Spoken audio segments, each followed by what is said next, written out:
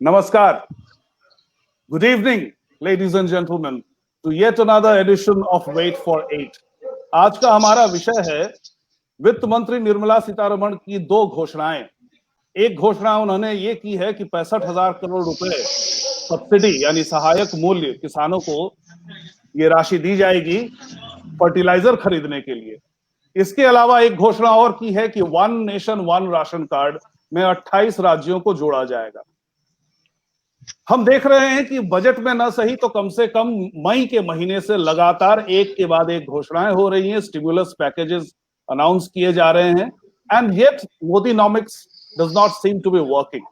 कुछ तो है कि मूडीज भी कह रहा है, जितने भी रेटिंग एजेंसीज हैं वो नेगेटिव जोन में हमारा 2020 का बता रहे हैं कि साल के अंत तक। एक तो कोविड के लिए समझ में आता है कि विश्व भर में थोड़ी सी मंदी छाई हुई है, लेकिन इसके बावजूद कोविड के शुरू होने से पहले भी 5 साल से अधिक बीत चुके थे, उसमें भी कोई चमत्कार नहीं हुआ था। तो क्यों कुछ नहीं हो रहा है, ये जानने के लिए हम सबसे पहले जाएंगे भाजपा के प्रवक्ता के पास। पहले मैं आप सभी का परिचय करवा दूं दर्शकों के साथ। हमारे साथ जुड़े हैं भाजपा की तरफ से अनिरुद्ध सिंह जी, वकील और राजनीतिक समीक्षक राकेश सिंह परमार जी, और राजनीतिक समीक्षक और पूर्व आम आदमी पार्टी के कार्यकर्ता ज्ञानेंद्र अवस्थी जी।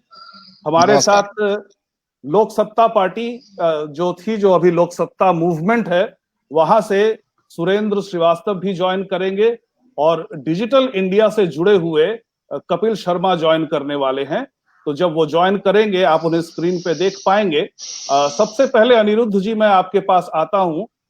क्यों आपको लगता है, या क्या आप ये साझा करते हैं मेरा जो आकलन है कि इकोनॉमी जो है कुछ काम नहीं कर रही है? आप इतने सारे पैकेज घोषित कर रहे हैं, धरातल पे कुछ दिख नहीं रहा है। जी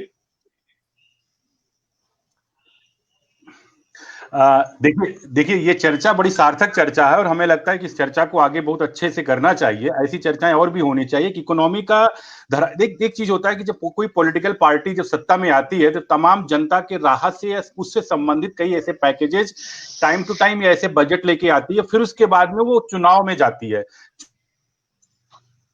होता है कि आपने जो कि आपका रेफरेंडम हो रहा कि नहीं है। अभी मैं बिहार के मेन चुनाव, मध्य प्रदेश का उपचुनाव हो या उत्तर प्रदेश का उपचुनाव हो, मणिपुर का उपचुनाव हो, गुजरात का उपचुनाव हो, सारे चुनाव के अंदर अगर देखा जाए तो ये सारे चुनाव पैंडेमिक के बाद, पैंडेमिक एरा के अंदर हुए हैं। यानी कि मार्च के बाद में ये चुनाव हुए हैं, पिछले 7 से 8 महीने में हुए हैं। तमाम इसमें घोषणाएं की गई हैं, सरकार की तरफ से राहत सामग्रियां दिया गया है तमाम तरीके से। तो जब जनता के बीच में गए तो जनता ने इसको स्वीकार किया। ये बिहार की बात सब लोग चर्चा करते थे, सबसे ज्यादा बेरोजगारी या पलायन इन सब की चर्चा होती थी कि आपको हो सकता है सत्ता में आए या ना आए। तो उस रेफरेंडम अगर हमें माना, अगर बीइंग ए पॉलिटिकल वर्कर अगर देखा जाए तो मुझे लगता है कि जो मोदी इकोनॉमिक्स है सबसे ज्यादा काम कर रही है आज के टाइम पर, क्योंकि अन्य दलों के पास में न नीत है, न नियत है, न नेतृत्व है। हमारे पास में एक साफ और स्पष्ट नीति है कि हम लोगों को स्वस्थ, अच्छा और एक भयमुक्त समाज देंगे, और अन्य लोगों के पास में इसके पास कोई पॉलिसी नहीं। हाँ, आंकड़े जरूर उन्होंने कहा, बिहार के चुनाव में तमाम आंकड़े लेके जाते थे लोगों ने। चुनावी चर्चाएं तो काफी होती रही हैं नेशनल टेलीविजन पर। मुझे ऐसा लगता है कि ये जो जितने भी इसमें प्रधानमंत्री जी ने, यशस्वी प्रधानमंत्री पैकेजेस घोषणा किया, कृषि के लिए हो, महिलाओं के लिए हो, किसी भी हर समाज के लिए, रेहड़ी पटरी वाले के लिए, तो मुझे लगता है कि बिहार इसका लिटमस टेस्ट हुआ है। और वहां पे लोगों ने हमसे सुना और ये बताया कि हमारे द्वारा की गई योजनाएं और घोषणाएं ये हमारे लिए लाभार्थी हैं। और इसमें हमें लगता है कि मैं देख रहा हूं आम आदमी पार्टी के प्रवक्ता किस तरीके से हंसी उड़ा रहे हैं, लेकिन शायद इनको नहीं पता कि दिल्ली के अंदर किस तरीके से इनकी ही जनता, इनके ही वोटर इनका मजाक उड़ा रहे हैं। तो अब अगर किसी चुनाव के परिप्रेक्ष्य में देखा जाए तो मुझे लगता है जो पॉलिटिकल वर्कर हमारे लिए सबसे अच्छा है और उसका एक लिटमस टेस्ट हो गया जिसमें हम पास होके निकले हैं। तो मुझे लगता है कि इससे ज्यादा कहना आज के समय पर उचित नहीं होगा। जी जी ज्ञानेंद्र जी, हाँ आप जिस पार्टी में थे, I have been referred and यहाँ पर मैं बिल्कुल साफ करना चाहूंगा कि मैं आम आदमी की तरफ से बिल्कुल नहीं बोल रहा पहले थे आप, मैं आम नागरिक के हैसियत से बोल रहा हूँ। लेकिन एक ये भी बात स्पष्ट कर दीजिए, एक सवाल है ज्ञानेंद्र जी, आप भले ही आज उस पार्टी के साथ जुड़े नहीं हैं, लेकिन क्या आज भी आप उनकी विचारधारा मानते हैं? विचारधारा का जहां तक सवाल है वो मैं बिल्कुल ही फासिज्म के खिलाफ हूं, और जिस तरीके की पूरी संरचना बनाई जा रही है इसके परिणाम हम सबको भुगतने पड़ेंगे। हाँ, और जो लेकिन अरविंद केजरीवाल की इकोनॉमिक्स आपको कैसी लगती है? अरविंद केजरीवाल अगर की उनके इकोनॉमिक्स की बात करें, उनकी अगर बात करें तो उन्होंने जिस तरीके से दिल्ली सरकार का लाभ का बजट जो है लगातार दिया है, जहां 35,000 करोड़ रुपए का बजट हुआ करता था वहां 70,000 करोड़ रुपए का बजट पहुंचाया उन्होंने दिल्ली गवर्नमेंट का, तो that way his management has been good. अच्छा, हाँ, तो इकोनॉमिक विषय पे हम मान सकते हैं कि आपकी विचारधारा लगभग वही है। अब आप विषय पे आइए जी, क्यों मोदीनॉमिक्स काम नहीं कर रहा है? जी, मोदीनॉमिक्स, अभी आप इंडिकेटर्स देख लें, हम जीडीपी को देख लें कि अभी जो आरबीआई की रिपोर्ट आई है, आज ही आई है और सीतारमण जी के साथ साथ आई है। आरबीआई का बिल्कुल स्पष्ट कहना है कि इस क्वार्टर में भी हम करीब 8.65% जो है जीडीपी हमारी डाउन जाएगी, विच इज हिस्टोरिकली लो, और हम लोग के टेक्निकल रिसेशन में प्रवेश कर चुके हैं। इसके पहले पिछले क्वार्टर में हमारी इकोनॉमी 23.5% डाउन हुई थी। हम इसके बारे में भी जानते हैं कि सरकार के पास राजस्व नहीं आ रहे हैं और सरकार औने पौने दाम पर पीएसयूज को बेच करके किसी तरीके से खर्चा चलाने की कोशिश कर रही है। और ये जितने भी पैकेजेस की घोषणा की गई है लगातार, वो केवल जो है सप्लाई साइड मैनेज करने की कोशिश है, जिसके कोई परिणाम अभी तक आए नहीं है और ना ही आएंगे, क्योंकि समस्या अब सप्लाई से डिमांड साइड की खड़ी हो गई है। लोगों के पास जॉब्स नहीं है, लोगों के पास काम नहीं है, लोगों के काम धंधे ठप पड़ गए हैं, लोगों के पास स्ट्रेस है, इकोनॉमिक स्ट्रेस है, बिजनेसेस के ऊपर इकोनॉमिक स्ट्रेसेस हैं, एनपीएस लगातार बढ़ रहे हैं, 15 लाख करोड़ की बैंकों की सकल पूंजी पर जोरदार आघात बहुत जल्दी ही आसन्न है, वो आके रहेगा। और इसी के साथ साथ हमारे सभी पब्लिक सेक्टर अंडरटेकिंग्स जो हैं, सस्ते कौड़ियों के मोल बेच करके सरकार अपना खर्च चलाएगी, अपना काम चलाएगी। तो जुमलानॉमिक्स करना, देश को बेवकूफ बनाना, ठीक है, मदारी लोग भी काफी अच्छी भीड़ तमाशा जुटा लेते हैं। लालू यादव ने भी 15 साल राज किया था, और अगर राज करना ही सबसे बड़ी एक कसौटी है तो I am very very sorry कि बहुत से लोगों ने राज किए हैं आज तक, ये मनुष्यता का इतिहास गवाह है। और हर बात पर हम अगर राज करने की और चुनाव जीतने को ही कसौटी मानते हैं तो ये कसौटी अपने आप में पर्याप्त नहीं है। जी, राकेश जी, मुझे लगता है ऐसा सुनकर ज्ञानेंद्र जी को कि वो समझते हैं कि जो हमें मोदी जी से सुनने को मिला था 2014 में, वो प्रधानमंत्री बनने से पहले, कि doing business is no business of the government, और इसी मान्यता पर पूरी दुनिया चलती है। जो देश नहीं चलते वो डूब जाते हैं। लेकिन मेरे ख्याल से ज्ञानेंद्र जी समझते हैं कि बिजनेस चलाना सरकार का काम है, इसलिए जो भी पीएसयू है उसको बेचना नहीं चाहिए। आपका क्या ख्याल है? नमस्कार। दो बातें। एक तो सबसे पहले अनुरोध भाई ने कहा कि रेफरेंडम हुआ है चुनाव में।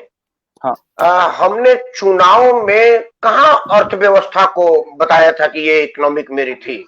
हमने तो वहां पर मंदिर बना दिया जी, ये कर दिया जी, कश्मीर में हटवा दिया जी, लव जिहाद कर दिया। एक भाषण बता दीजिए जिसमें भारतीय जनता पार्टी का कोई शीर्षस्थ नेता अर्थव्यवस्था को समझाया हो, उसने कहा हो कि मेरे पीएसयू बढ़ रही है, बैंक लुटेरे हर रोज नित्य नया नया कारनामे कर रहे हैं। ये तो भाषण में नहीं था।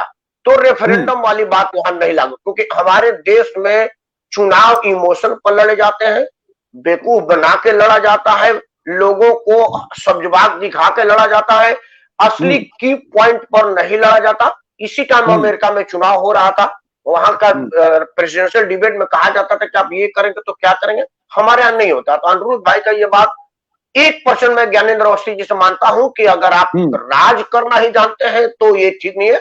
बाकी ज्ञानेंद्र भाई की सारी बात को मैं बिल्कुल सिरे से निकाल रहा हूं। देश में अगर सबसे बड़ा कोई नकारा नेता है तो अरविंद केजरीवाल है। उसका मुकाबले में ना तो अभी कोई हुआ है, ना भूतो न भविष्य थी, क्योंकि उसकी राजनीति का कोई मतलब नहीं है। आपका बात अर्थव्यवस्था पर है। देखिए, अर्थव्यवस्था नरेंद्र मोदी जी का पहले ही दिन से मिसमैनेज रही है, बियॉन्ड द कंट्रोल रही है। उसका वजह है कि आपने ना अर्थव्यवस्था अर्थशास्त्रियों की जी में नहीं दिया। आपका एक वित्त मंत्री भारत का टॉप वकील थे कुन्नोत्तम, मैं तो उनके सामने एफिडेविट बनाने की हैसियत नहीं रखता, मैं तो प्रातः बंदनी है मेरे लिए, लेकिन बढ़िया वकील बढ़िया क्रिकेटर होगा, बढ़िया साइंटिस्ट होगा, ये नहीं ना हो सकता। अर्थव्यवस्था अर्थशास्त्री के जी में लगता तो शायद उससे ज्यादा बढ़िया होता, क्योंकि अरुण जेटली साहब के बहुत सारे स्टेप्स अस्वीकार थे और वो अदूरदर्शिता थे, मतलब उनमें दूरदर्शिता नहीं थी जो एक अर्थशास्त्री को होना चाहिए। अब आपने 2 मिनट कहा, नहीं तो मैं वो बैंक वाली बात कह दूंगा 1 मिनट के लिए। जी आपने जो कहा है ना कि गवर्नमेंट का बिजनेस करना काम नहीं है, बिल्कुल सही है, सरकारों का काम दुकानदारी नहीं है, लेकिन सरकारों का काम बढ़िया सजे सया दुकान को औली कोड़ी में बेचना भी तो नहीं है। सरकार का काम बिजनेस करना नहीं, एकदम ठीक बात है, लेकिन मैं जो गाढ़ी कमाई, मेरा ये घर है 1 लाख रुपए का, तो मेरा बेटा कहेगा जी घर पसंद, तो 1 रुपए में नहीं ना बेच देगा, ये भी सरकार का काम नहीं है। ये जरूर बिजनेस प्राइवेट करे, लेकिन हमारे देश में सरकार कंट्रोल क्या करती है? हमारा सरकार तो उद्योगपतियों के द्वारा कंट्रोल होती है। इस सरकार से, मैं नरेंद्र मोदी की नहीं कर रहा हूं, हमारा सरकार 1952 से लेकर कब तक की, कहां कोई सरकार उद्योगपति के विरुद्ध सख्त कदम उठाया? हमने बैंकों का राष्ट्रीयकरण किया, अब बैंकों के निजीकरण तक जा रहे हैं। हमने कोयलरी का राष्ट्रीयकरण किया, उस कोयलरी को फिर नीलामी की तरफ निजीकरण जा रहे हैं। मतलब एक कदम आगे 1 कदम पीछे। हमारा काम बिजनेस करना नहीं है सरकार का, लेकिन अगर ईमानदार नियंत्रण आप रखेंगे ना, तो आप कर पाएंगे, औने पौने हवा में बेचना भी नहीं। सुरेंद्र जी डिबेट में शामिल होइए, आपका स्वागत है। आप कैसे देखते हैं इकोनॉमी? आप कैसे देखते हैं इकोनॉमी को? You view it in the negative light like most of our panelists are, except the BJP spokesperson, or you are hopeful that something better will happen? धन्यवाद जी। मैं कंप्लीटली किसी भी चीज पर नेगेटिव होता नहीं हूँ, क्योंकि हर चीज में कुछ अच्छाई भी होती है, नेगेटिव भी होता है। पॉलिटिक्स है, पॉलिटिक्स के मुताबिक चलना पड़ता है हर सरकार को, and I think we will have to give some weight to that also.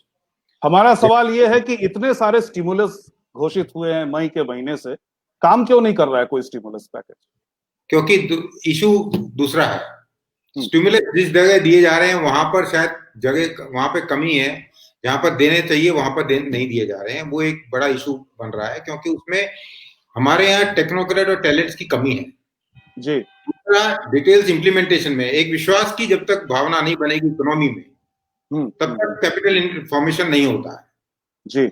अभी भी हमारे यहाँ देश में, और ये अभी सरकार का कारण नहीं है, उसका शुरू से ही वो अभी तक सुधार नहीं हुआ है। हमारे यहाँ इन्वेस्टमेंट अगर कोई करे तो कोई गारंटी नहीं है कि वो पॉलिसी सही दिशा में लंबे समय तक चलेगी, सपोर्ट सिस्टम बना रहेगा, क्योंकि वो विश्वास की कमी है। इसलिए लोग ना अच्छा माहौल बनते जा रहा है, फिर भी वो उसमें इन्वेस्टमेंट करने की हिम्मत नहीं कर पा रहे हैं। जी जी। कई विषय हैं उसके ऊपर। एक विषय देखिए, जैसे कि फॉर एग्जांपल उन्होंने कई जगह इन्वेस्टमेंट्स किए हैं, लेकिन वो ये भूल गए हैं कि डिमांड साइड में प्रॉब्लम है, एक्चुअली सप्लाई साइड में ज्यादा प्रॉब्लम नहीं है। डिमांड जब तक क्रिएट नहीं करेंगे तब तक सप्लाई बढ़ाकर कोई फायदा नहीं है, और डिमांड करने की जिम्मेदारी गवर्नमेंट की है, ये केवल कंज्यूमर्स के हाथ में पैसा देने से नहीं होगी। तो मेजर ऐसे समय में जब कोरोना काल है, जहां पे इकोनॉमी डाउन हो रही है, मेरा ख्याल ऐसा है कि इंफ्रास्ट्रक्चर डेवलपमेंट पर और जो कैपिटल इंटेंसिव इंडस्ट्रीज एरियाज हैं वहां पर गवर्नमेंट को डायरेक्ट इन्वेस्टमेंट बहुत ज्यादा करना चाहिए, ताकि वो डिमांड क्रिएट हो और उसके कारण साइकिल सप्लाई की तरफ बढ़ती जाए। अनिरुद्ध जी, आपकी सरकार से ये शिकायत है कि एक तो आप बहुत ज्यादा कार्यपालिका पर निर्भरशील है, बहुत ज्यादा मोदी जी ब्यूरोक्रेट्स पे डिपेंड करते हैं, तो घुमा फिरा के हम उसी व्यवस्था में चले जाते हैं जिस व्यवस्था में इंदिरा गांधी के अंतर्गत थे या फिर राजीव गांधी के समय में थे। एक तो ये है। दूसरा, जैसे सुरेंद्र जी ने बात की कि आप लोगों को पैसा भी दे रहे हैं ताकि मार्केट में थोड़ी जान आ जाए, लेकिन पैसा किस तरह से देख लीजिए, अभी हाल ही में जो सरकारी कर्मचारियों को जो दिया गया भत्ता दिया गया, उनको कहा गया कि कुछ खास गुड्स पे अगर आप खर्च करते हैं तो आपको इसका बेनिफिट मिलेगा। और सरकारी लोग हैं कितने? सिर्फ 45 लाख सरकारी कर्मचारी। ठीक है, अब इतनी बड़ी 130 करोड़ की जनसंख्या में अब 35 लाख को शर्तिया, मतलब बशर्ते आप देंगे कि इस पे खर्च करो तभी बेनिफिट मिलेगा, तो ये पैकेज काम कैसे करेगा?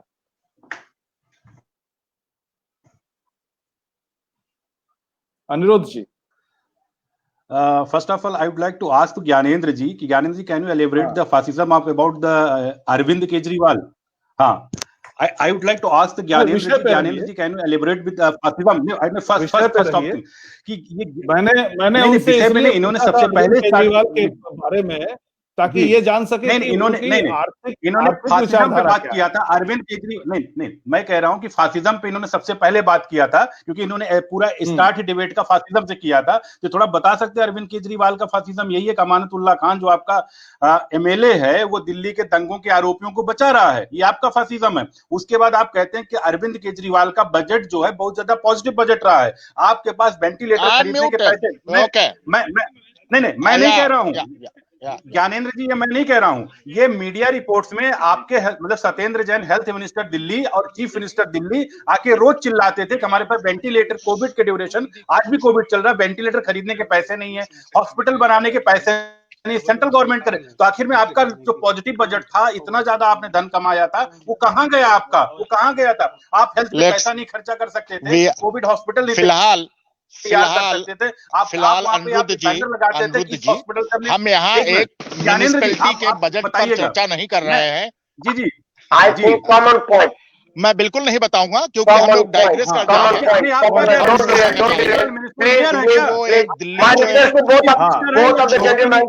छोटी सी राजधानी है, केजरीवाल को आप क्या कह रहे हैं? वो एक छोटा सा राज्य है, बहुत छोटा सा, जो एक अधूरा राज्य भी है। तो वहां एक मिनट, मैं थोड़ा सा अनुशासन के लिए आपको म्यूट कर रहा हूं, आप सभी को। प्रश्न ये है कि जो विषय है उसी पे रहिए, और दूसरा ये है कि ये जो माध्यम है स्ट्रीम यार्ड, ये टीवी की तरह नहीं है, इस पे आप एक साथ बोलेंगे तो कोई भी सुनाई नहीं देगा स्पष्ट। तो बारी बारी बोलिए। हाँ, अनिरुद्ध जी बात पूरी कीजिए, अपना सवाल प्रश्न पूरा कीजिए, उसके बाद मैं ज्ञानेंद्र जी को अनम्यूट करता हूँ।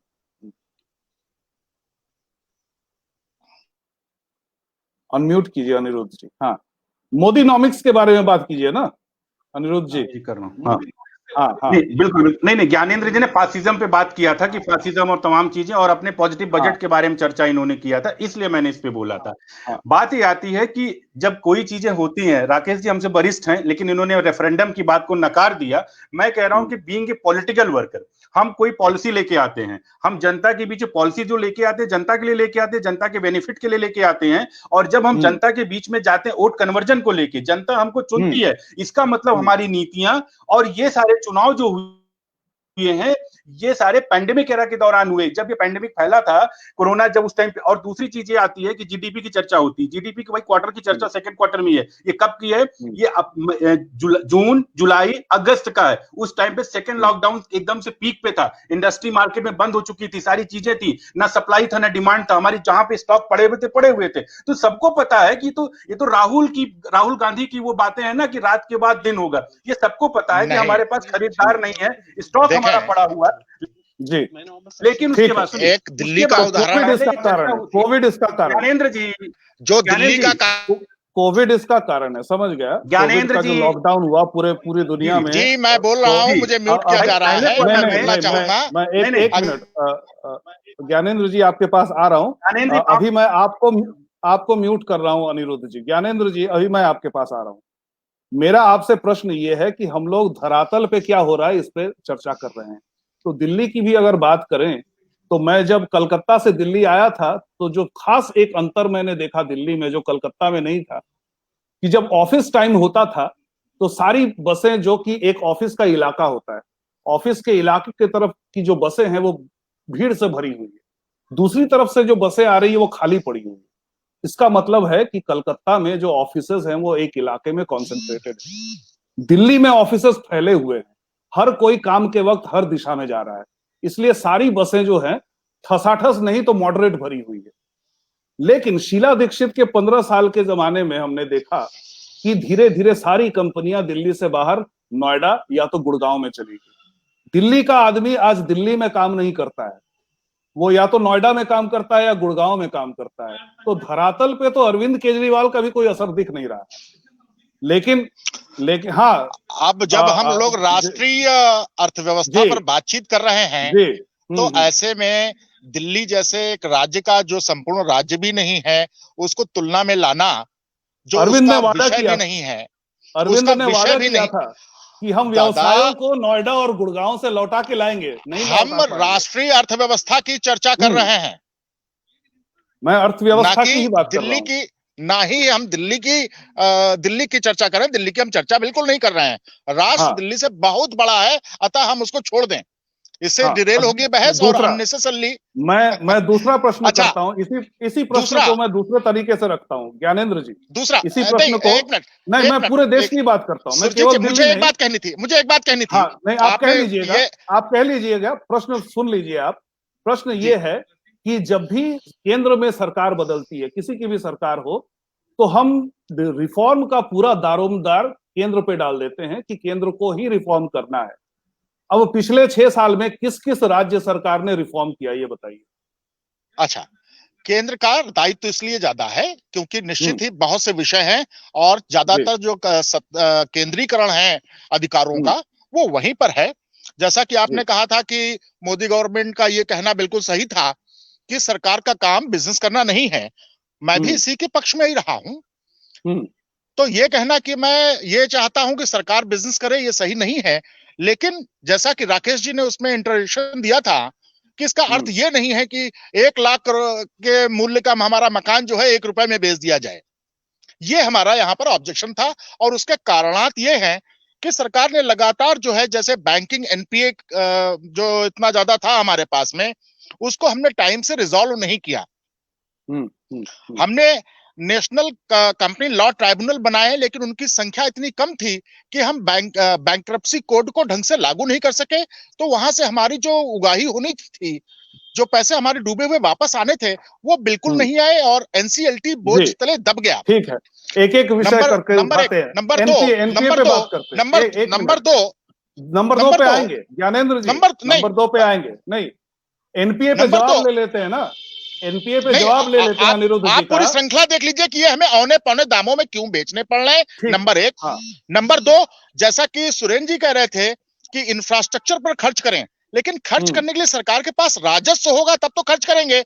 यहाँ तो जीएसटी में राज्यों का हिस्सा देने तक की हैसियत सरकार की बची नहीं थी, ये हम सब जानते हैं। तो सरकार के पास राजस्व की बहुत लगातार कमी होती जा रही है। फिजिकल डेफिसिट लगातार बढ़ रहा है। 4.5% का लक्ष्य फिजिकल डेफिसिट का था, 7% पहुंच रहा है। राज्यों का मिलाए तो 13% पहुंच रहा है। तो सरकार के पास राजस्व ही नहीं आ रहे हैं, तो वो डिमांड साइड को स्टिमुलेट कैसे करें? जी जी, अनिरुद्ध जी जवाब जो नोटबंदी का निर्णय था। हाँ, नहीं ठीक है, इतने सारे पॉइंट्स इकट्ठे नहीं ले सकते, याद भी नहीं रहेगा सबको। हाँ, अनिरुद्ध जी जवाब। Economics is all about all these things. हाँ, जवाब दीजिए अनिरुद्ध जी, एनपीए का जवाब दीजिए। आपके पास राजस्व कहां से आएगा, इसका जवाब दीजिए। और बहुत सस्ते में पीएसयूज को आप बेच रहे हैं, इसका जवाब दीजिए। हाँ जी, अनिरुद्ध जी आप म्यूटेड नहीं है, बोलिए। हाँ,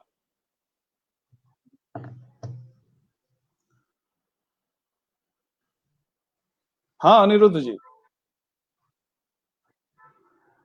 आप मेरे से पूछ रहे हैं? आप मेरे से पूछ रहे हैं? जी जी जी, आपसे 3 प्रश्न किए गए हैं। पीएसयू को सस्ते में बेचना, राजस्व का कम होना, मैं और ज्ञानेंद्र जी की एक बात से बहुत ऑब्जेक्शन यहाँ पे रखता हूं कि वो अरविंद केजरीवाल को इतने हल्के में आंक रहे हैं। उन्होंने स्टार्ट किया फासिज्म के साथ में, और उन्होंने साथ में डिबेट के शुरुआत में बोला कि उन्होंने बड़ी बखान किया कि देखिए वहां पे पॉजिटिव ये है नेटवर्क, जी पॉजिटिव नेटवर्क की बात की, देखिए उनका इतना ज्यादा है। और जब मैं उस पर क्वेश्चन करने लगता हूँ, कहते हैं जी स्टेट का सब्जेक्ट नहीं है। एग्जीक्यूशन भैया स्टेट का सब्जेक्ट होता है। पीएम किसान योजना जब लॉन्च की गई थी, उस पर तो आपके क्या कहते हैं, किसानों की लिस्ट नहीं आपने भेजी। जब आयुष्मान योजना को लॉन्च किया गया था, आपने हेल्थ रिकॉर्ड आपने नहीं भेजा। आपके पास में वेंटिलेटर खरीदने के पैसे नहीं होते हैं। आपका डिस्ट्रिक्ट कोऑपरेटिव बैंक दिल्ली के अंदर है, आप उसके बता दीजिए कितने लोन उन्होंने सरकारी लोगों को सरकारी काम करने के लिए दिया, और आम आदमी पार्टी के पिछले 5 सालों के दिया। आप उसकी रिकवरी नहीं कर पा रहे हैं, आप उस पर चर्चा नहीं करते हैं। जल निगम आपका है, जल निगम पे आपने लोगों को फ्री में पानी देने के वादा किया। जल निगम के कितने वाटर ट्रीटमेंट प्लांट आपने लगाए, आपने कहते हमारे पास ढेर सारे पैसे हैं, आप उसके लिए कभी हरियाणा पे जिम्मेदारी डाल देते कभी।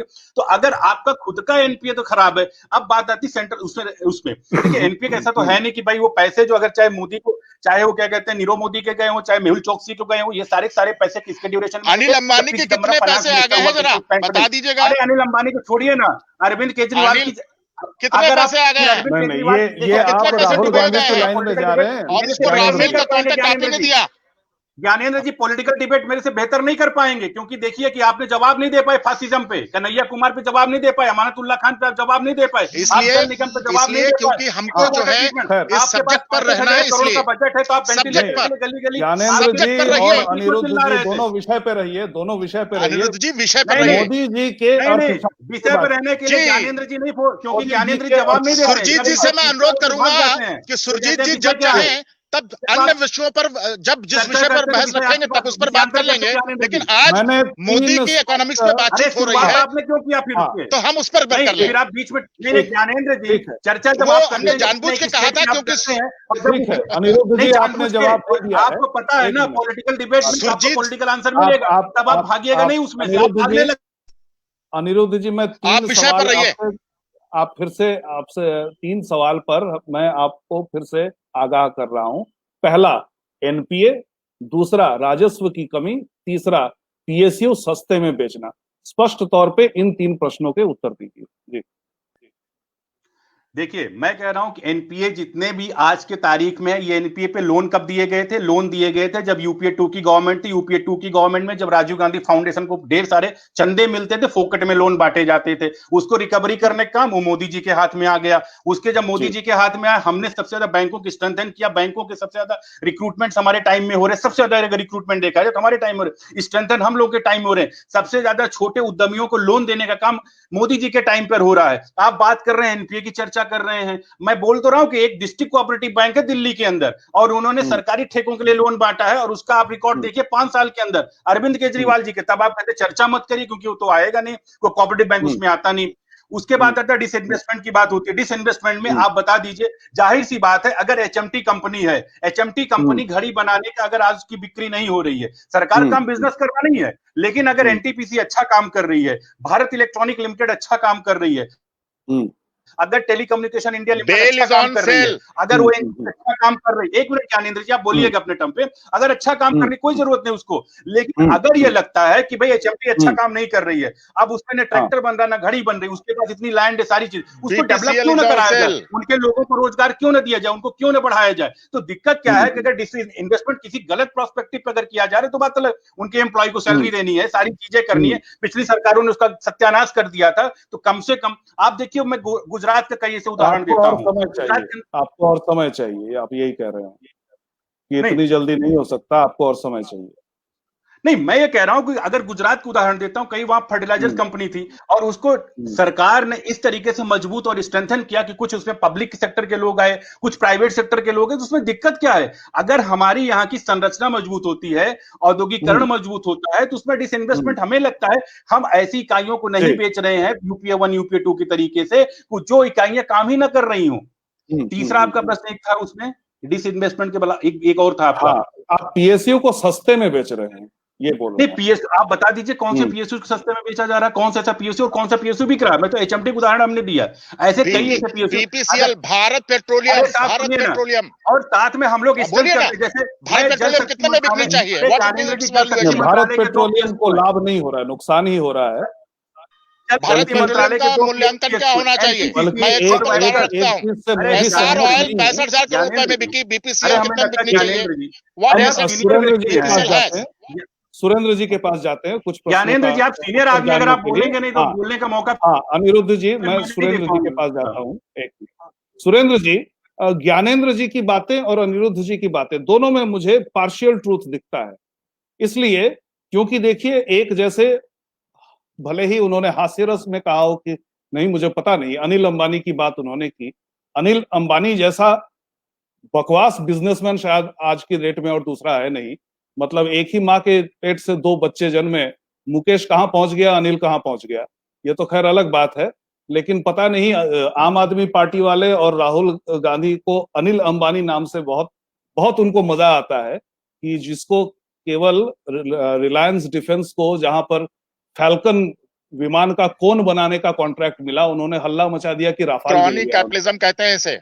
तो हाँ, तो अनिल अंबानी की स्थिति किसी से मतलब छुपी नहीं है कि वो और किस कितना पैसा अनिल अंबानी से वापस आया है, 1,15,000 करोड़ रुपए का लोन था उनके ऊपर। ठीक है, आप बीच बीच में मत बोलिए। हाँ, एक मिनट सुरेंद्र जी, देखिए जैसे लाल किला है दिल्ली में, दिल्ली का लाल किला जो है उसका एंट्रेंस, उसका मेंटेनेंस ठीक से नहीं हो रहा था, तो मेंटेनेंस के लिए एक प्राइवेट सेक्टर को दिया गया, तो सभी समाजवादियों ने हल्ला मचा दिया कि देश के जितने भी एसेट्स हैं वो बेचे जा रहे हैं, जबकि जो ब्यूरोक्रेट्स थे वो मेंटेन नहीं कर पा रहे थे लाल किले के एंट्रेंस को। तो ये जो हमारी जो एक समाजवादी मानसिकता है कि सब कुछ सरकारी होना चाहिए, एक तो ये दिक्कत है। दूसरी दिक्कत ये है, इस पर मैं राकेश जी आपकी भी राय चाहूंगा। आप पश्चिम बंगाल की बात ले लीजिए, कोई भी स्कीम सेंट्रल गवर्नमेंट जब शुरू करती है, ममता बनर्जी कहती है हमारे पास इससे बेहतर स्कीम, तो इस तरह से सभी राज्य कहने लगे कि हमारे पास आपकी स्कीम से बेहतर स्कीम है, तो आपकी स्कीम हम लागू नहीं करेंगे, तो फिर तो समझ में आता है कि क्यों इतने सारे स्टिमुलस पैकेजेस के बावजूद कोई फायदा नहीं हो रहा है। सुरेंद्र जी। हाँ, देखिए दो इश्यू है, मैं कि इस पॉलिटिक्स में नहीं जाऊंगा कि क्योंकि इस देश में अगर नुकसान सबसे ज्यादा हुआ है तो पॉलिटिक्स की वजह से हुआ है। किसी भी अच्छे डिसीजन को भी किस तरह से एक नेगेटिव तरीके से प्रस्तुत करना इस देश की आदत बन चुकी है और काफी लोग इसमें काफी एक तरह से महारत रखते हैं। जहां तक विषय है पब्लिक सेक्टर का, ये फंडामेंटली एक्सेप्ट कर लेना चाहिए कि government has nothing to do with business and they should get out whether it is profitable business or loss making business except it is a strategic business। जहां पर कि investment private sector से नहीं आ सकता है, वहां पर गवर्नमेंट को घुसना ही पड़ेगा, only for a stop gap arrangement till excitement आ जाए प्राइवेट सेक्टर में कि वो भी टेक ओवर कर ले, क्योंकि एफिशिएंसी केवल प्राइवेट सेक्टर में आती है, गवर्नमेंट सेक्टर में नहीं आती है। इसलिए, और दूसरा ये कहना कि ये सस्ते में बेची जा रही है, महंगे में बेची जा रही है, कौन तय करेगा प्राइस? क्या पॉलिटिशियन बाहर बैठ के स्टूडियो में तय करेंगे कि ये सस्ते में बिकी है कि महंगे में बिकी है? हमको ये ध्यान रखना चाहिए कि सारी कंपनियों को हमको आज नहीं तो कल बेचना है, कुछ प्रॉफिटेबल है, कुछ लॉस मेकिंग है। जहां तक कि प्रोसेस अगर ठीक है, प्रोसेस ऑफ डिसइन्वेस्टमेंट अगर सही है और ट्रांसपेरेंट है completely, pricing will be determined by the market. Pricing can not be determined bye nobody else. अगर आपको उस प्राइस पे नहीं बेचनी है, गवर्नमेंट कैन डिसाइड कि ठीक है रन करते रहो, आपको बेचनी हमेशा मार्केट प्राइस पे ही रहेगी। आज मार्केट प्राइस कुछ होगा तो कुछ होगा। मेरा तो ये मानना है कि जितनी जल्दी इस प्रॉब्लम से हट जाया जाए, जो प्राइस मिलता है उस पर हट जाया जाए, उतना ज्यादा देश के लिए अच्छी बात होगी। और उस दिशा में मोदी गवर्नमेंट हेजिटेट कर रही है। मैं चाहता हूं कि मोदी गवर्नमेंट को इसको एक्सप्लॉइट करना चाहिए और जिस भाव में आज की मार्केट में बिक रहा है वो बेचकर निकल जाना चाहिए। क्वालिफिकेशन ये है कि ट्रांसपेरेंट प्रोसेस होनी चाहिए और एकदम ओपन प्रोसेस होनी चाहिए, ताकि कोई ये दाग लगा सके कि इसको किसी भाई भतीजे बाद में बेच दिया।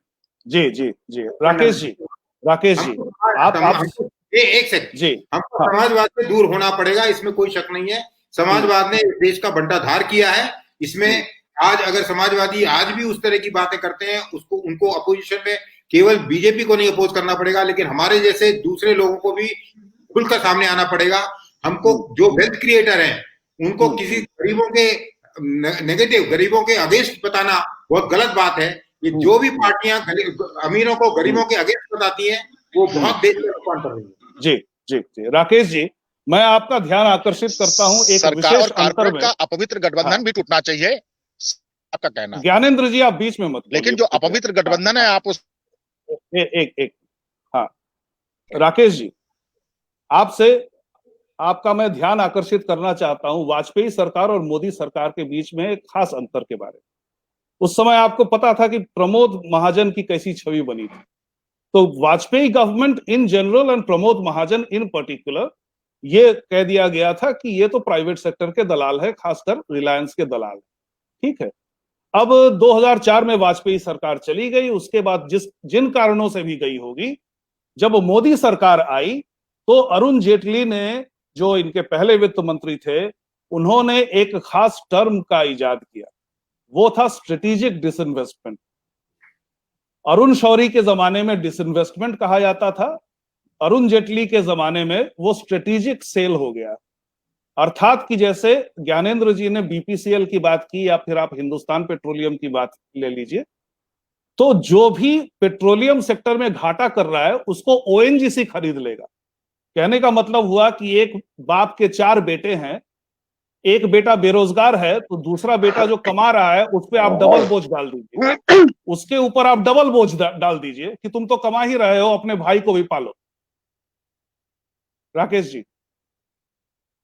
हाँ, एक बात मैं इसकी शुरुआत करने से पहले श्री सुरेंद्र श्रीवास्तव जी को प्रणाम करते हुए कहूंगा, देखिए स्टूडियो में रेट तय नहीं होगा, लेकिन ये तो रेट तय होगा ना कि मेरा घर 100 गज में है और 1 करोड़ का है, और मेरे बगल वाला घर 1 एकड़ में है और वो 50 लाख में है, तो बेईमानी है। ये तो सिंपली तय होगा ना। ये एक मतलब इसकी है। आपका एक बात बड़ा सही है कि ओपन और ट्रांसपेरेंट होना चाहिए, लेकिन सरकार है तो ट्रांसपेरेंसी कहां से, ये हो ही नहीं सकता। तो इस पर चर्चा ना करें, टाइम खराब होगा। कि अगर गवर्नमेंट है, आपका ठीक कहना है कि अच्छे चीज को नेगेटिव करना, कांग्रेस नेगेटिव कहेगी तो भाजपा पॉजिटिव कहेगी, और भाजपा का सरकार होगा तो एक दूसरे को नेगेटिव कहेंगे। एक एग्जांपल है कि जीएसटी 14% देश लूट रहा था और कांग्रेस के टाइम में, और भाजपा के टाइम में 28% हो गया तो देश बच गया। वो एफडीआई उस वक्त 59% था, तो लूट रहा था, 100% है तो ठीक हो रहा है। वो छोड़िए, उस पर मैं चर्चा नहीं करूंगा। सरकारें है, राजनीति है, तो ट्रांसपेरेंसी नहीं है, तो उस पर संदेह किया जाएगा। अब आते हैं सेल की बात। देखिए, मेरा भी अपना मानना है कि सरकारों का काम है ईमानदारी से नियंत्रण रखना, लेकिन फिर वही बात आती है ना कि ईमानदारी किस सरकार में है, ना भाजपा में ना कांग्रेस में। उद्योगपतियों के अगेंस्ट कोई ईमानदार नहीं है। मेरा अगर 500 रुपया बैंक का लोन लिया है तो मेरा घर कुल्क हो जाएगा, मेरे को बीच में उठा कर लेके जाया जा सकेगा। और अगर नीरव मोदी का है तो चिट्ठी लिख देगा कि I am not able to pay your payment, what do you do, वो कह देगा भाई मैं कुछ नहीं कर सकता, जे तेरी मर्जी कर ले। और ऊपर से हम ये कहेंगे कि उसका मामला डिस्क्लोजर हो गया, इसमें तो परेशान हो गया। एक आदमी ने, एक सरकार 1952 से लेकर के 2020 तक किसी उद्योगपति को बिहाइंड द बार की है तो हमको एग्जांपल बता दीजिए। और गरीब आदमी जिसने 5,000 रुपया लोन लिया बीज के लिए, खाद के लिए, लड़की की शादी उसी में कर लिया, बेचारे का फसल डूब गया, वो जेल के भीतर है। मैं आपको आरटीआई मंगवा लीजिए, मेरे भरोसे मत रहिए। हजारों लोग इस मामले में, वो जमानत का पैसा नहीं जुटा पड़े जेल में। अगर इस तरह के है तो काहे लिए, फिर ये तो रोना रोना है ना। एक बात मैं ज्ञानेंद्र जी को बता देता हूं, जो आपका प्रश्न था।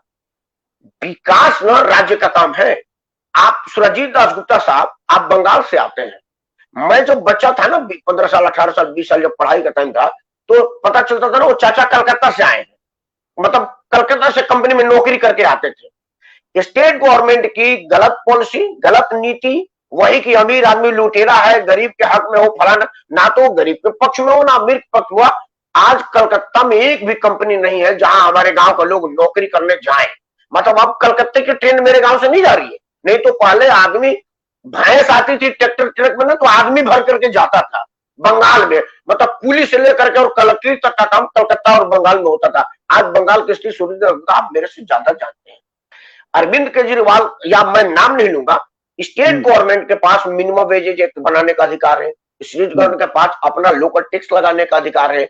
उद्योग को बढ़ाने का तो केंद्र सरकार के पास सिर्फ केंद्रीय फैक्ट्रियों का है।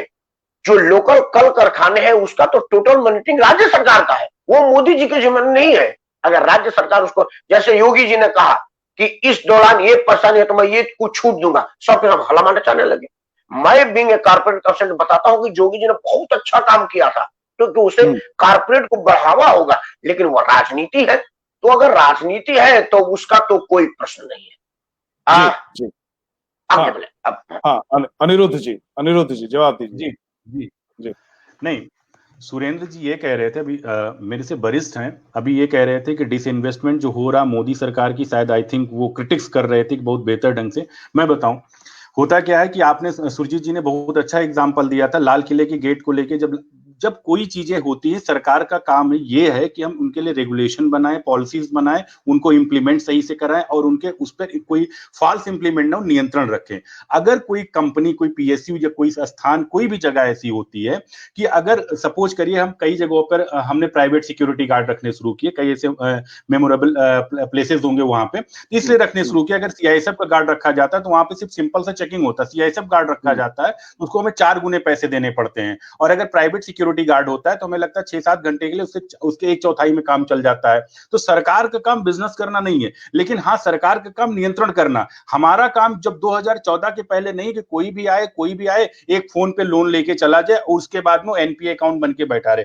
ये सरकार ने उस चीज को नियंत्रण किया। चाहे अनिरुद्ध जाते हैं, चाहे सुरेंद्र जी जाएं, चाहे सुरजीत जी जाएं, चाहे ज्ञानेंद्र जी जाएं, भले इनकी हमारी विचारधारा अलग है, लेकिन उनको वही लोन मिलेगा। अगर मेरे से ज्यादा एलिजिबल है तो उनको लोन मिलेगा, लेकिन अगर लोन फॉल्ट करते हैं तो उनको जमा करना पड़ेगा। सेम आता है पीएसयूज के अंदर। भाई मैं बार बार एग्जांपल दे रहा हूं, अगर जल शक्ति मंत्रालय के अंदर 2 पीएसयू, वैपकस और एनपीसीसी लिमिटेड है, दोनों पीएसयू के साथ में ये था कि दोनों को मर्ज कर दिया गया, क्योंकि दोनों के काम एक साथ थे, दोनों की चीजें एक साथ थी, दोनों के अफसर एक ही कैडर से आते थे, इंडियन इंजीनियरिंग सर्विस से आते थे, इसलिए उनको मर्ज कर दिया गया। भाई उनको अलग अलग खर्चे का बोझ क्यों डाला जाए कि भाई इनके करने के लिए। लेकिन अगर एचएमटी अच्छा काम नहीं कर पा रही है, उस पर इतना सब कुछ दिया गया लेकिन अच्छा काम नहीं कर पा रही, अगर कोई प्राइवेट सेक्टर आता है उसको टेक ओवर करता, अच्छा लेके जाता, तो उसमें हमें लगता है कोई बुराई नहीं है। और आज की सरकार की जो पॉलिसी है, देखिए बात सही है कि सरकार का काम बिजनेस करना नहीं है, सरकार का काम रेगुलेट करना है। लेकिन जब यहाँ पर सरकार और पूंजीपतियों के बीच में एक अपवित्र गठबंधन हो जाता है, तब बहुत बड़ी समस्या खड़ी होती है। और इसीलिए मैं कह रहा था कि अपवित्र गठबंधन जो है वो एग्जिस्ट करता है। अरविंद केजरीवाल ने हम बहुत अच्छे तरीके बोलने दीजिए sir. I am not discussing Delhi at all, we are not on that topic today. Delhi is the capital of India. On some other day. Delhi is the capital of India. I know, and you also know. There is no need to reiterate that. So we are not discussing Delhi at all. And we are neither discussing Bihar, we are neither discussing UP, Maharashtra or anything. But yeah, we cannot skip. But we are discussing Modi economics, as Surjit bhai has informed me. Right. तो मैं उसी subject पे ही रहना चाहूंगा जिससे कि सभी का समय सही से उपयोग हो सके। तो एक जो अपवित्र गठजोड़ है, जैसे कि उदाहरण के लिए लें कि आरबीआई के गले पर हमने लात रख करके गला दबा करके 1,76,000 करोड़ रुपए सरकार ने छीना। उसमें उर्जित पटेल ने इस्तीफा दिया, वायरल आचार्य ने इस्तीफा दिया, और वो पैसे छीनने के बाद सरकार ने 1,40,000 करोड़ रुपए वार्षिक कारपोरेट को टैक्स में छूट दे दी, जो कि अब हर साल जाएगी। इसके बावजूद भी कि बहुत सा एनपीए जो है, ये तो आसियान कंट्रीज के लेवल में लाया गया ना, तो आसियान कंट्रीज के साथ आप कंपीट कैसे करेंगे? अगर आपका कॉर्पोरेट टैक्स हाई हो, आप आसियान के देशों से कंपीट कैसे करेंगे? आप देखिए, अभी मैं एक एग्जांपल देते हैं, उसके बाद आप आपकी बात समझ गया। I understand that context. The problem was different. अभी कोविड के समय में, during the COVID period, Surjit ji priorities को देखना चाहिए। That fled from China has gone to countries like Vietnam.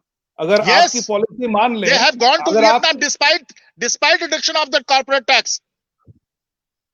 जी सुरेंद्र जी, इसके बावजूद भी कि कारपोरेट रेट टैक्स कम किया गया, इसके बावजूद भी वो वियतनाम गए, बांग्लादेश गए, अन्य देशों में गए, हमारे यहाँ नहीं आए। हम ये केवल कह रहे थे कि ये तब दिया गया, कारपोरेट रेट टैक्स कट तब दिया गया जबकि देश में लगातार जो है डिमांड साइड प्रॉब्लम के दौरान भारत के अंदर सबसे ज्यादा इन्वेस्टमेंट हुआ। आप कहां की किस दुनिया में? नहीं सर, कहां की बात कर रहे हैं? कौन सा पेपर आप पढ़ते हैं? हमें लगता है सर आप कहां का पढ़ते हैं? चाइना का ग्लोबल टाइम्स पढ़ने में ज्यादा मजा आता है। अरे आप पता नहीं कहां का पढ़ रहे हैं, जो बिजनेस स्टैंडर्ड भी पढ़ लीजिए, उनके भी आर्टिकल्स भी पढ़ लीजिए। लेट मी स्पीक, हमें लगता है Global Times let me reply to you. जो आप एफआईआई की बात कर रहे हैं, let me speak, let me counter that. आप पढ़िए, यहीं के पेपर पढ़िए। रिलायंस बिजनेस ने जो अपनी स्टेक सेल्स करी है, अरे आप सुन लीजिए अनुज जी, आपके चिल्लाने के लिए तो आपके पास बहुत है, आप आम आदमी की आवाज दबा रहे हैं। मैं राजनीतिक आदमी नहीं हूं, आई am not a political person like you. Let me speak. आम आदमी पार्टी की आवाज दबाया जा Let me speak. I am not. I have already declared that I am not related with Aam Aadmi Party anymore. It was during those days.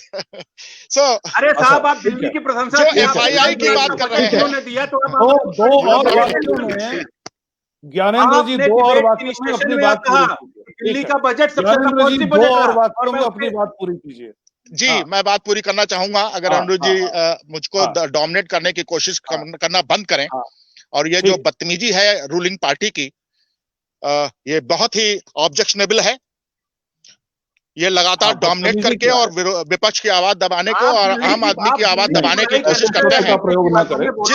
जिस FII नहीं, ये है सरकार हर कीमत पर हमारा आम आदमी की आवाज दबाना चाहती है। सारी शक्ति होने के बावजूद भी इनको जोर से चिल्लाने की जरूरत है। ठीक है, न्यूट्रल वॉइस सुनते हैं। सुरेंद्र जी क्या कहना चाह रहे थे? सुरेंद्र जी क्या कहना चाह रहे थे? एक तो ये कहना कि एक जनरल स्टेटमेंट कहना कि पूरे जितना भी इंडस्ट्री है सबका नेक्सस है, ये गलत होगा। काफी 90% बिजनेसमैन ऑनेस्ट हैं और ऑनेस्ट रहना भी चाहते हैं। आई थिंक उनको से मौका मिलना चाहिए इस देश में। और इस सरकार में एक बात तो है कि उनके लिए काफी कुछ सहूलियतें क्रिएट हो रही हैं, उसमें गवर्नमेंट की शाबाशी देनी चाहिए। जहां तक नेक्सस का सवाल है, वहां पर कल्प्रिट होने पकड़े जाने चाहिए, उनको पनिशमेंट होना चाहिए। वो एक सेपरेट प्रोसेस है, वो चलनी चाहिए और चल भी रही है कुछ हद तक, और पूरी होगी। मुझे विश्वास है कि पूरी होगी। जहां तक ये एक प्रश्न है सुरेंद्र जी, एक प्रश्न है सुरेंद्र जी, मैं बरसों से आपको जानता हूं इसलिए एक प्रश्न उठ रहा है मन में, क्योंकि लगातार मैं जो पिछले खासकर डिमोनिटाइजेशन के बाद से जो मैं सुन रहा हूं कि बिजनेस क्लास में बहुत ही डर का माहौल है, लोग इन्वेस्ट नहीं करना चाहते। और ये CBDT जो डिपार्टमेंट है, IT डिपार्टमेंट जिसको कहते हैं, वो लगता है कि एक जिस तरह से हॉन्टेड हाउस होता है ना, इस तरह से बिजनेस क्लास को हॉन्ट कर रही है। बिजनेस क्लास को लगता है कि हम कहां पर, मतलब कहां हम मुंह खोले, कहां पर निवेश करें, क्योंकि कभी भी कुछ भी करते हैं तो टैक्समैन आ जाता है हमारे दरवाजे पे, जो कि ज्ञानेंद्र जी जो छवि पेश कर रहे हैं उसका विपरीत है। तो एज बिजनेसमैन, क्योंकि आप बिजनेस भी करते हैं, एज बिजनेसमैन आप क्या समझते हैं?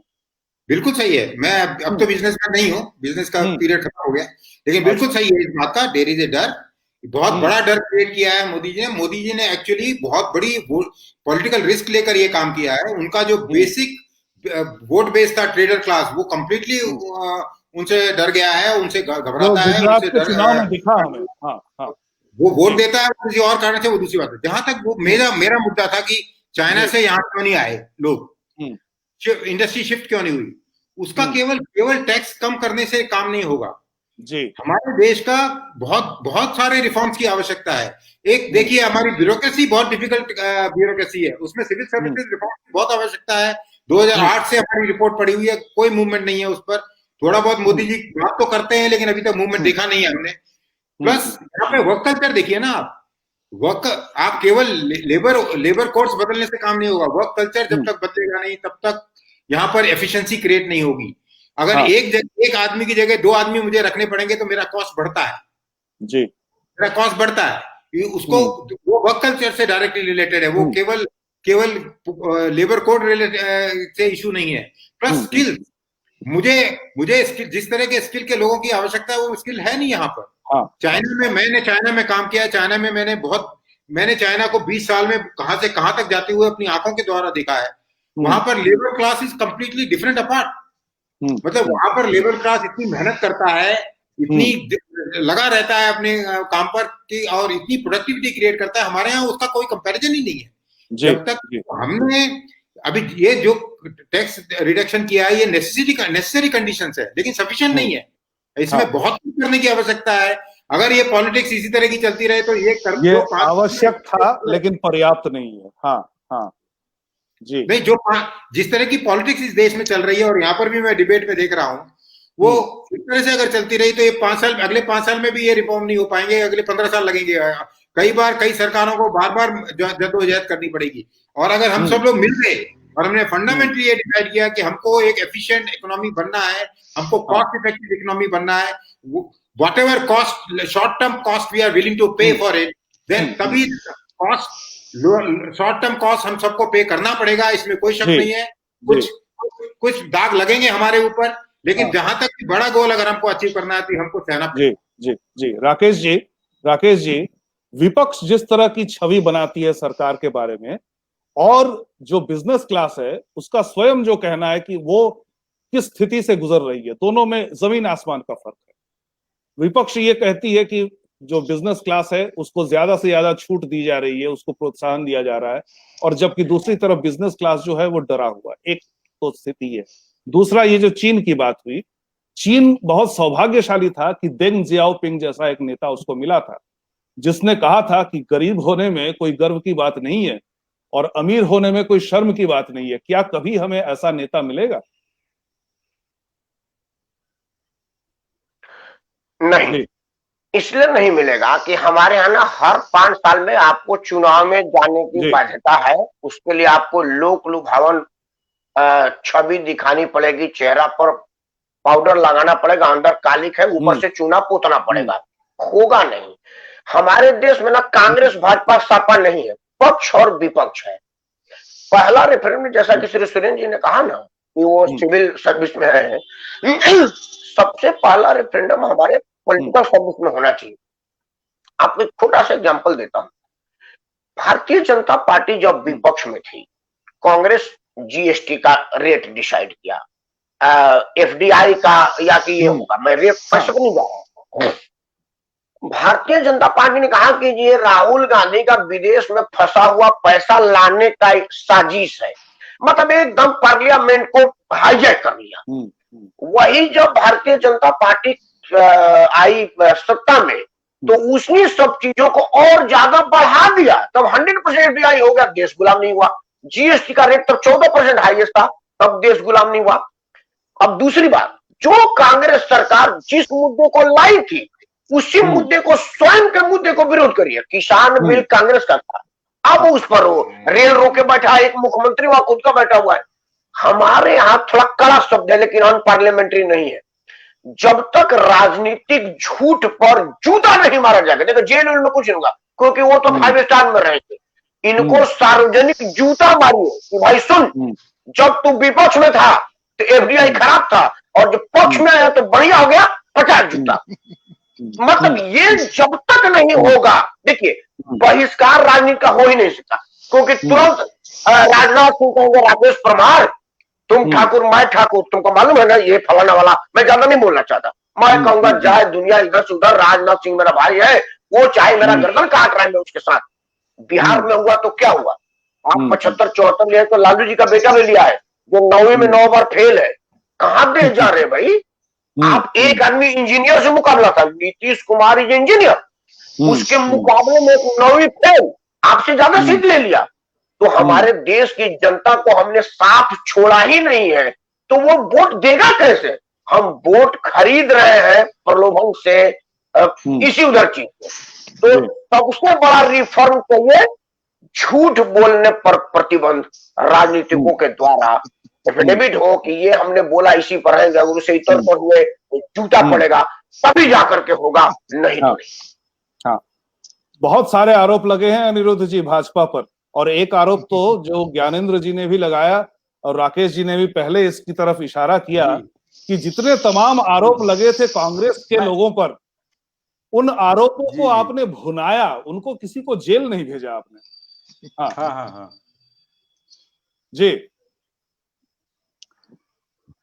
मैं सबसे पहले जो यहाँ पे सुरेंद्र जी बोल रहे थे, मैं सबसे पहले उस पर आंसर देना चाहूंगा आपके, कि आप यहाँ पे एज ए एम्पायर की भूमिका में रहते हैं। मैं भी कुछ बोल रहा होता हूँ, सुरेंद्र जी, राकेश जी, ज्ञानेंद्र जी सब बोल रहे होते हैं। आप सबको इंथुसाइज्ड भी करते हैं, उत्साहित भी करते हैं बोलने के लिए, और जब आपस में गौच पौच होने लगता है तो आप उसको रोकते भी हैं। तो ऐसे भी है कि हम कॉर्पोरेट टैक्स हो या कोई बिजनेस, हम इंथुसाइज्ड भी करेंगे, अगर कोई गलत काम करेगा तो हम रोकेंगे, ये सरकार का सही होना चाहिए। दूसरी चीज होती है कि भाई ठीक है, कांग्रेस जीएसटी लेके आ रही थी, डेमोनेटाइजेशन लेके आ रही थी, तमाम चीजें उनकी थी, हमारे कुछ उसमें विरोध थे, कुछ पॉइंट थे, हमारी बातों को सुना नहीं, तो उनकी कन्विंसिंग पावर थी, सरकार में होते हुए भी पास नहीं करा पाए। और जब हम सत्ता में आए, हमने ये नहीं विरोध किया था डेमोनेटाइजेशन खराब है या जीएसटी खराब है, ये चीजें खराब, हमारे कुछ उसमें मुद्दे थे, कुछ पॉइंट्स थे, डालने थे, कांग्रेस नहीं डाल पाई, वो कन्विंस नहीं कर पाई, वो नहीं लेके आई। हम जब सत्ता में आए, हम कन्विंस कर लिए, हम जीएसटी का विरोध नहीं कर रहे थे, उसमें टैक्स स्लैब का विरोध कर रहे थे,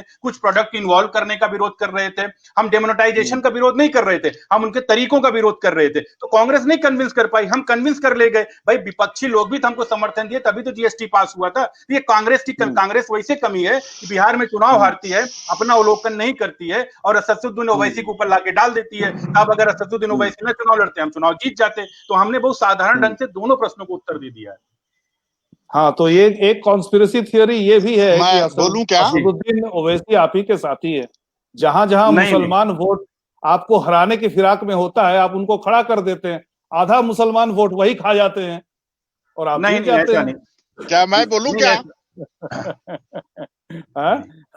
मैं बोलूं क्या?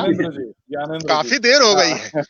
हाँ हाँ, नहीं हम प्रोग्राम की समाप्ति की तरफ है, तो संक्षेप में हम मक्खी भगाने के विरुद्ध नहीं है। मक्खी भगाई जानी चाहिए, लेकिन जब दादी के नाक पे मक्खी बैठी हो तो हथौड़े नहीं मारने चाहिए। और ये सरकार ने दादी के नाक पर जो मक्खी बैठी थी उस पर लगातार हथौड़े मारे हैं, जिसकी वजह बहुत से ऐसे काम किए हैं। और ये भी समझ लीजिए कि जब मैं कॉर्पोरेट टैक्स पर जो कटौती की गई उसका विरोध एक कॉन्टेक्स्ट में कर रहा हूं कि जब हमारे सामने समस्या थी, डिमांड की, तब फिर हम सप्लाई बढ़ाने की कोशिश कर रहे थे, इसलिए वो बुरा था। क्योंकि हमारे देश में जो समाधान बताइए, डिमांड कैसे बढ़ेगा, क्या करना चाहिए सरकार को? मैं तो चाहूंगा कि जीएसटी रेट्स में काफी कटौती की जानी चाहिए और पेट्रोलियम पर जो बहुत ज्यादा टैक्सेशन है उसको कम किया जाना चाहिए, जिससे थोड़ी सी परचेजिंग पावर सभी के हाथों में बढ़ जाए। लेकिन जीएसटी तो केवल सरकार तय नहीं करती, वो तो काउंसिल होता है, वो सभी राज्यों के वहां पे प्रतिनिधि होते हैं। हाँ, सभी को मिलकर करना होगा, सभी की जिम्मेदारी है, देश सबकी जिम्मेदारी है। हाँ हाँ, Surendra ji, final remarks, we are approaching the end of the programme. या सॉल्यूशंस प्लीज। या आपकी आवाज नहीं आ रही है, सॉरी। हाँ, मेरे ख्याल से कोशिश ये होनी चाहिए, मोदी सरकार काफी कुछ इस दिशा में काम कर रही है। हमारा हेवी इन्वेस्टमेंट ऑन इंफ्रास्ट्रक्चर इस समय मौका है, इस समय हेवी इंफ्रास्ट्रक्चर पर इन्वेस्टमेंट करना चाहिए। 5 लाख करोड़ तक का इन्वेस्टमेंट बहुत और जल्दी करना चाहिए। यानी कि ये नहीं कि हम टेंडर निकालेंगे 6 महीने 2 साल टेंडर में निकाल देंगे 3 साल। अगले टाइम बाउंड प्रोग्राम होना चाहिए कि 3 महीने में टेंडर निकला, 6 महीने में फाइनल हुआ और काम शुरू हो गया। और जहां पर भी जितना हम इंफ्रास्ट्रक्चर में इन्वेस्टमेंट कर सकते हैं वो करना चाहिए। उसके कारण एक सप्लाई की डिमांड बढ़ती जाएगी और उसके कारण आप इकोनॉमिक साइकिल बढ़ेगी। और फंड कहां से आएंगे, ये बड़ा क्वेश्चन है। मेरे ख्याल से इस समय कुछ दिनों तक, कुछ साल तक, 1-2 साल तक डेफिसिट जो वो है उस पर ज्यादा चिंता नहीं करनी चाहिए। 0.5% to 0.1%, I think we can take more risk of having economy अपने आप ही पे ऑफ कर देगी within next 5 years। Rakesh ji, चर्चा का निष्कर्ष और समस्या का समाधान, फाइनल रिमार्क। हाँ, अर्थव्यवस्था पर ही बात करते हैं क्योंकि वही हमारा आधार था आज का कार्यक्रम का। अर्थव्यवस्था मांग और आपूर्ति पर है। आपको मांग आपूर्ति का छोटा सा एग्जांपल आप ही के द्वारा दे रहा हूं। मोबाइल पहले टेक्स्ट मैसेज वाला होता था 1500-2000 का मोबाइल, और एक मोबाइल 3 साल 4-5 वो प्लास्टिक बांध भर के हम काम चलाते थे और वो मोबाइल पर आता जाता बात हो रहा था जी। सरकारों ने उसकी आपूर्ति बढ़ाने के लिए पहले 2G लाया, फिर उसके बाद 3G लाया, उसके बाद 4G लाया। अब हमारी मजबूरी है कि मैं वहां बाद में आऊंगा, अभी आज नहीं है तो नहीं, मेरी मजबूरी 2G वाला फोन को हमको बेच करके या छोड़ करके 3G लेना पड़ा। मतलब उसने मांग इतनी ज्यादा क्रिएट कर दी कि आपूर्ति के लिए हमको लेना ही पड़ा ना भाई। एक एग्जांपल है। तो सरकार को इसी तरह का कुछ करना चाहिए जो आपके लिए बेनिफिशियरी हो। जब तक मेरे पास परचेजिंग पावर मजबूरी नहीं होगी। देखिए, भारतीय मानसिकता में 10% लोग शौकिया परचेज करते हैं, जो शॉपिंग वाले लोग होते हैं। 90% लोग मजबूरी में परचेज करते हैं। आपको 90% को टारगेट करना पड़ेगा। उन 90% वाले लोग से इकोनॉमी बूस्ट होती है, क्योंकि 1 लाख का मोबाइल 2-3 आदमी का हाथ में है, लेकिन अभी भी वो 1000-1500 मोबाइल सबके हाथ में है।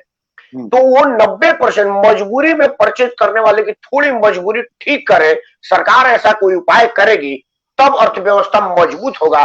उसके अलावा राजनीतिक शोषाबाजी से नहीं होगा। नरेंद्र मोदी के देश के प्रति ईमानदारी, वफादारी पर रत्ती भर भी मैं संदेह नहीं करा, बट वो जिस कॉकस में घिरे हुए हैं उससे उनको निजात पाना पड़ेगा, तभी जाकर कहूंगा अर्थव्यवस्था अर्थशास्त्रियों के जिम्मे दे। जी जी, यह एक विशेष कैरेक्टरिस्टिक रहा है इस सरकार का कि शिक्षा मंत्रालय ये किसी शिक्षाविद को नहीं देते, ये अर्थनीति किसी अर्थशास्त्री को नहीं देते, पता नहीं क्यों नहीं देते। लेकिन एक सीधा सा समाधान इसका ये हो सकता है कि अगर पूंजी नहीं लग रही है तो विश्व भर में जहां जहां पूंजी लग रही है उनका अनुसरण करें, उनका अध्ययन करें कि वहां पूंजी क्यों जा रही है। ये जैसे हमने वियतनाम का चर्चा के दौरान हमने जिक्र किया, उसी तरह से आप अध्ययन कीजिए और कहीं ना कहीं आपको देर सवेर, जैसे अमेरिका में एक मानसिकता बनाई गई थी, जैसे चीन में 70 के दशक के अंत में एक मानसिकता बनाई गई कि लोगों को आप गरीबी हटाओ कहना बंद कीजिए और अमीर बनाओ बनाना शुरू कीजिए। आज के कार्यक्रम का यही निष्कर्ष है। हम समय बिल्कुल समाप्त हो गया है। इससे जुड़ने के लिए आपका बहुत बहुत धन्यवाद। वंदे मातरम। Thank you.